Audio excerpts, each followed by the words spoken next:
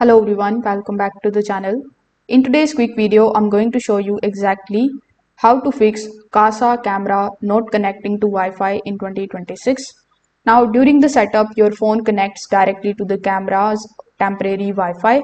So inside the Kasa smart application, if this step fails, the camera will never reach your home network. So in this case, you need to make sure that your phone stays connected to the camera Wi-Fi and does not switch back to mobile data automatically. Now, Kasa cameras only supports the 2.4 GHz Wi-Fi.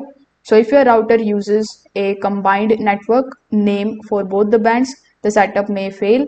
So in this case, you need to create a separate 2.4 GHz SSID and then you need to connect the camera to it.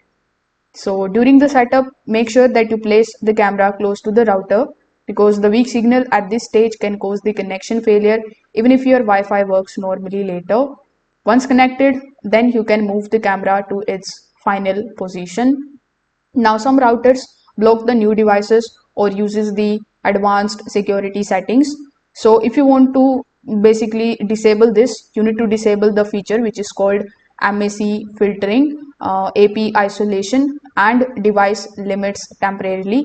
Also make sure that your network uses the WPA2 security.